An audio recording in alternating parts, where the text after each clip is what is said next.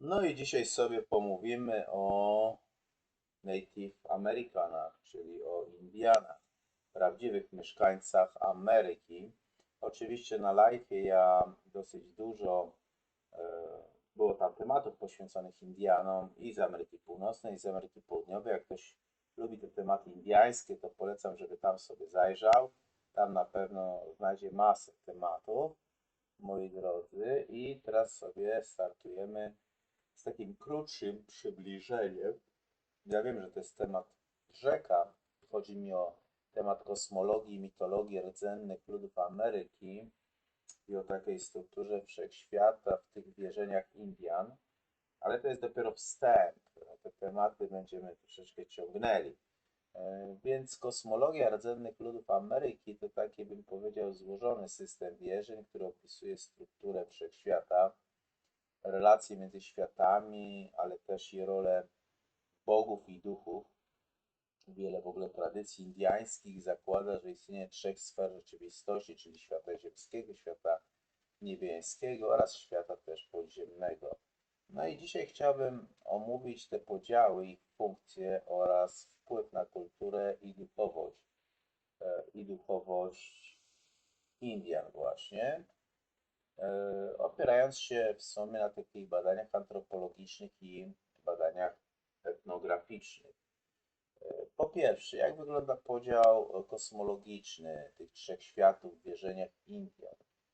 No, większość rdzennych kultur Ameryki Północnej, Ameryki Środkowej i Ameryki Południowej przyjmuje właśnie taki trójdzielny podział kosmosu, czyli istnieje świat ziemski, to jest taka domena ludzi, domena zwierząt, roślin, miejsca, gdzie toczy się praktycznie codzienne życie i gdzie odbywają się rytuały.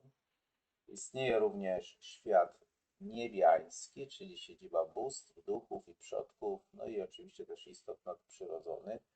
Często w ogóle ten świat niebiański jest utożsamiany ze sferami gwiezdnymi albo z niebiosami, no i też istnieje oczywiście świat podziemny, czyli taka kraina duchów, zmarłych i potężnych istot. W ogóle nierzadko ten świat podziemny jest przedstawiany jako taka mroczna i niebezpieczna kraina, no ale też jest to kraina pełna wiedzy i tajemnicy. Więc te trzy sfery są połączone przez takie drzewo świata. Drzewo świata w ogóle istnieje w wierzeniach Majów i Lakotów, albo przykładowo jest to połączone przez Świętą Górę. No, Święta Góra występuje z kolei w mitologii Azteków i Inków. Jaka jest w ogóle rola bogów i rola duchów w świecie indyjskim? W kosmologii rdzennych ludów bogowie pełnią rolę twórców i strażników równowagi i takich nauczycieli ludzkości. No, weźmy sobie, dajemy na to takiego Viraocze, który istnieje w mitologii Inków. Jest to Bóg stwórca, który nadał światu kształt i porządek. Albo weźmy sobie pierzastego węża, czyli Quetzalcoatla. U Azteków był to Bóg wiatru i wiedzy. On był uważany za dobroczynnego nauczyciela ludzkości. Czy weźmy sobie Manitu, który istniał w wierzeniach Algonkinów. To była taka duchowa siła przenikająca praktycznie cały wszechświat. Wakantanaka, który istnieje w mitologii Lakotów, to jest największa tajemnica. Jest to siła, z której wywodzą się wszystkie praktycznie żywe istoty i żywioły. Więc bogowie ci nie tylko tworzą świat, ale można by powiedzieć, że także nadzorują funkcjonowanie tego świata i domagają się ofiar, modlitw i rytuałów, by zapewnić tą właśnie harmonijną egzystencję. Jeśli chodzi o rytuały i praktyki religijne, które są związane z kosmologią, to tej kosmologii rdzennych ludów miały te rytuały na celu utrzymanie harmonii między trzema sferami rzeczywistości i wśród najważniejszych ceremonii na pewno moglibyśmy wyróżnić taniec słońca, który istniał u Cheyenów i Lakotów. To jest taka ceremonia połączenia człowieka z duchami, połączenia z przodkami, no i połączenia człowieka też i na swój sposób z bogami. Albo na przykład weźmy sobie szamańskie podróże. Tutaj szamańskie podróże w ogóle istniały i w szamanizmie syberyjskim, o którym też będziemy jeszcze mówić, jak i w Ameryce Północnej czy w Amazonii, bo jest te szamańskie podróże to są takie praktyki wejścia w trans, no i podróży między światami duchowymi. Również istniały ofiary i składanie tych darów. To było wszędzie, i u Azteków, i u Majów, i u Inków.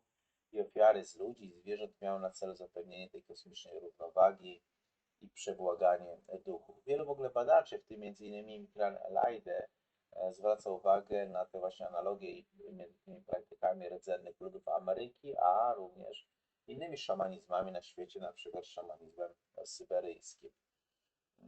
Rdzennym ludom Ameryki przypisywano szczególne znaczenie, oni przypisywali szczególne znaczenie w ogóle te rdzenne ludy Ameryki konkretnym miejscom, które stanowiły punkty łączące światy. Na przykład weźmy sobie Machu Picchu, które w kulturze Inków uważane było za miejsce kontaktu z bóstwami, albo weźmy sobie Czarne Wzgórza, tutaj chodzi mi bardziej o Lakotę, Tesapa, to jest takie święte miejsce, skąd pochodzi życie i dokąd wracają też dusze zmarłych.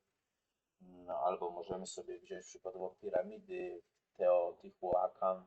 To są takie struktury nawiązujące do podziału kosmosu i służące jako centra rytuałów solarnych. No i te miejsca nie były tylko geograficznymi punktami, ale miały też duchowe znaczenie jako portale do innych sfer egzystencji. No, choć wiele tradycyjnych wierzeń rdzennych ludów Ameryki uległo osłabieniu wskutek kolonizacji i chrystianizacji, to w XXI wieku następuje ich odrodzenie.